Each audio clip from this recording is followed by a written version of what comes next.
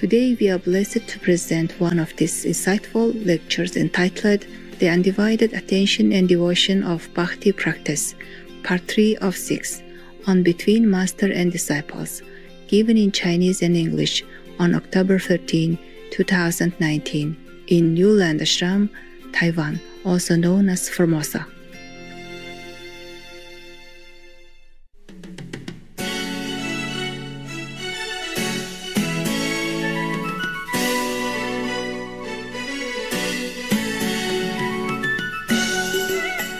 What's wrong with my hair? If you have hair, you have problem. If you don't have hair, you have problem also. Yeah. Before I had no hair. I went through every airport. They checked me so much. They bent my shoes and X-ray my layers of my handbags, even hiding something. Not every country know what bald head means, because they also have some people like they have their own gang of bald head. I don't want to mention the name. And then they make trouble, yeah, and they're famous in the world for making trouble. So I also have bald head, and then I may be one of the gang members. So I had trouble. So I start growing hair, and then I have other trouble. I have to comb, I have to wash, and then I have to dye my hair even, which I don't like. Part of the job. You don't believe it, but it's part of the job, yeah. Before I didn't know. To be a master, you have to be blonde. And then it just became like that. Yeah. There was one of the episodes in American soap opera. There was one series called Monk. This inspector, his name is Monk. He's a very excellent inspector. He knows many things, and he always cracks cases which nobody else can. And together with other policemen, inspector, they're doing good things. And the chief of one of the police department, he's elder and he have mustache, like that. And then one day he has to be moved to somewhere else or something. And he let his deputy, who is a very young guy, maybe 20-something, not yet 30 even, to take his place. So this young deputy also grow a mustache here very big. And everybody come in and look at him and say, "Oh, what now? Why?" And he said, "Part of the job." Because the boss also had, a mustache, so he think he has to grow one just to look more authoritative. Say, part of the job. So it's up to us really, whether or not we have pets or we have chosen to follow some teacher to practice some kind of methods in the 84,000.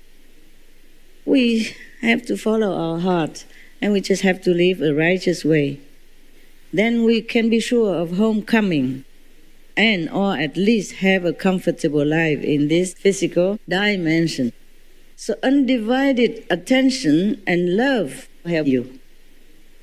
Concentration on present moment only also help you a lot, because that means you're separate from all the karma of the world. They will not touch you. We not only have our own karma, we brought with us since birth, but we also polluted by others, people karma around us.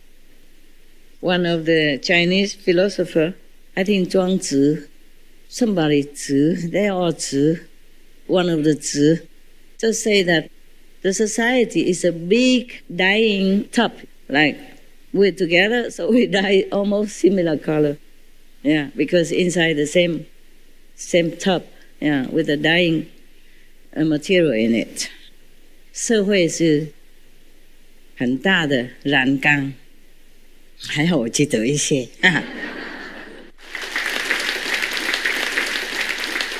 让你们认为我有一点学问哈。I say it's good that I still remember something. So let you think that I have a little education. If we concentrate on whatever work we have at hand, that also helps. It's called karma yoga in spiritual terminology. Everything is called yoga or practicing method in India. It's true also. That's why the Buddha say we have 84,000 practicing method. There's a story about one guy who came to study with a Zen master. The master taught him things, but he get nowhere. Maybe he didn't practice well. Maybe he went to sleep as soon as he sit on cushion. Or maybe he just sit there thinking of something else. So he never got anywhere. So he came and asked the master, please help me. Is there anything else you did not teach me? He said, I taught you everything. It's up to you to make use of them or not. He said, but I got nowhere. I cannot do anything. I cannot even concentrate. So the master said, okay, there's another one. Another way. He said, okay, tell me. So the master said, go out, find a job. Earn a living. Yeah, because actually when you're working, you have to concentrate on your work. Otherwise you cannot do your job well, no? Or you get fired because of survival. To earn a living, you have to concentrate on your work. You have to. Work is given to you. You just have to do it. There's no choice. So you concentrate on your work, on the present task at hand. That is also another kind of undivided attention. And that is called karma yoga in India. But actually, karma yoga has a more profound way of realizing it. Like you have to work in any way, or work voluntarily especially, and dedicate that to God, to erase your karma. So that's why they call karma yoga. Not Kama Sutra, it's different, okay? The men don't think nonsense. The woman don't know, right? I had to know many things, sorry, okay? I'm forced to know. Sometimes they brought book to me. They say, Master, good one, good one, okay, good, I trust it. And I look, all kind of photos, which I never saw before. Inside, an explanation, that's Kama Yoga. It's different from Kama Yoga. Kama Sutra is different than Kama Yoga, okay? I don't need to read that, please, okay, no need. Being a teacher sometimes is a nuisance. Many things people ask you, you have to know, so that you can tell them that's good, that's no good. Stay away from it, for example. I don't have to know so many things, thank God, because you practice Kuan method and you enlighten all by yourself. You don't need to ask me so many things. Sometimes you do, just nonsense about your cat, your dog, your whatever. But it's nothing big. So that's how karma yoga works. And after 7 years, this guy came back to his master. And he said he still did not get anything yet. So the master said, then I cannot help you. That was the last door that the master can show him. He still did not do well. And some people don't concentrate on their work. They just work to pass time, looking at the clock, waiting to go home. But don't really devote their attention to the work. Whatever work you do, you have to do it like the last job in your life. The last time that you can ever do something to contribute to the world. All that attention. You work with respect, with devotion, with gladness that you could have a job, that you are not a useless person, that you can contribute to the world that you own so much since you are born. That kind of attitude we must have. We should be very happy to be assigned any job at all and do the best of our capacity. Even if you sweep the floor, you be a janitor for the toilet, or you be the president of a country. Or it's just job. And I'm not sure which job is better, the presidential job or the janitor job. I think the janitor job is better for you. You can sweep the floor, mop the tiles, and recite the 5 names at the same time. Dedicate your life and your work to God. But if you're president, I don't think you have time to even recite 1 sentence of the 5 names or the gift that I give to you. All kind of things will come to you day and night. And even when you sleep, your problem is going to sleep with you. If you can sleep. I'm not a president, but I know. Last night, for example, I could not sleep because of other people's problem. It just come to me and ask.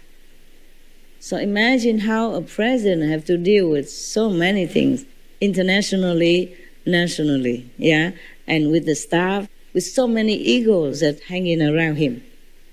The president or the king has no doubt many people who help him, voluntarily also. But he also has to deal with these egos. They are not helping unconditionally, like a dog or a cat. They wanted something, attention, or at least some reward, a smile from you, a praise from you, or a certificate of volunteer of the year, intern of the century, whatever. They also want to be noticed, to have attention from the top, from the leader of the nation, proud to work beside him. And they have their mood, they have their ego, they have their competition, and all this energy, and all their complaint, quietly or loudly, will also go into your head when you sleep. As we absorb everything around us with our body, we absorb also other people's energy, thinking, bad or good. That is a problem when we live in the society. That's why many masters, they just leave the world. They're fed up, really. They think the world has no remedy. There's no remedy to help this so desperate world, so troublesome, so complicated.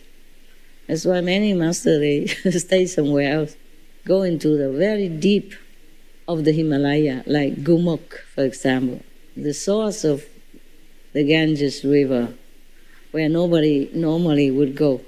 There's snow all year round, even in summer. And they eat very simple, or not eat maybe, eat snow. Maybe they just brought with them some rice and some dal, like bean, yeah, lentil stuff, and just to last for some months. And if somebody come up, then maybe some labor or something brought them some other lentils, and another bag of rice will last for another few months, for example, like that. But they have to wait until summer. At least summer we can see the road, and in winter there's no way. Everything blocked like a big mountain everywhere. And in summer, the army who stationed in the Himalaya, just the border, they have to keep the border.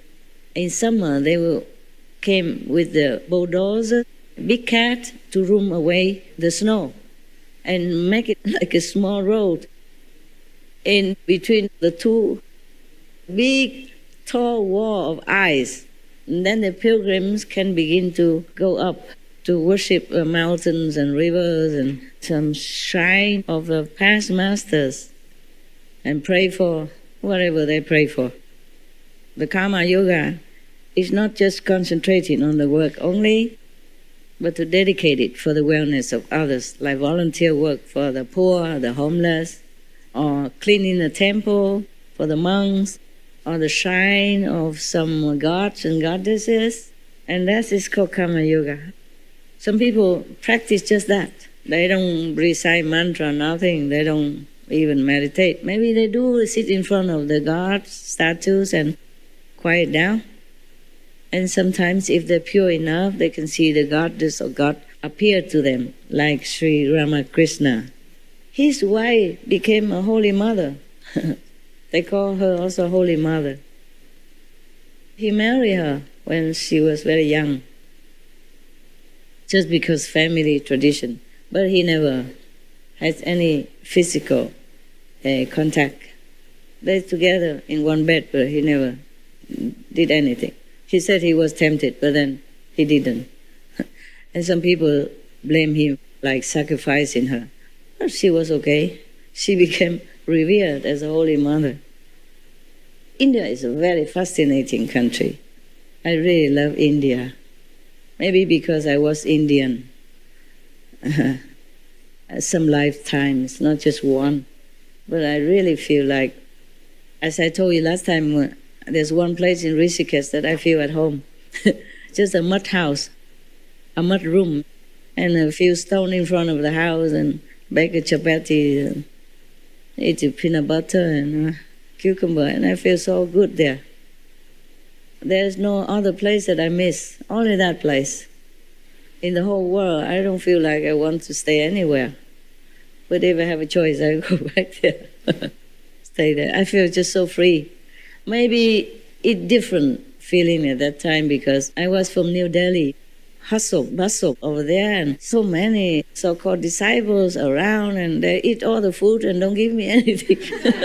Left over nothing. And so dusty and so sometimes stagnant ways, drainage and all that. It's not my style. So when I went deeper into the Himalaya, like Rishikesh or Kashmir, all that, I do like it better. But I did not even like Kashmir that much, even though Kashmir is more beautiful than the hut that I have stayed. There's nothing really like of scenery or anything. Just on the mountain, in the middle of the mountain, and trees, yeah. And the Ganges River is just a few, maybe 2-3 minutes away. I have free water to take to cook, and a hut, and sleep on top of the roof. But I miss that place. Toilet outside, have toilet, thank God. Most places don't have. So I like that place. That's a place I felt the best all this time, anywhere, compared to other places. Even this place, I don't feel that well. Actually, here it's only work, so naturally I don't think any teacher would feel well in his classroom. 24/7, he would like to go home, huh? Even the classroom, his school may look better than his little flat, but he probably like to go back to his shabby hut or flat rather than the fancy and clean and well-built school.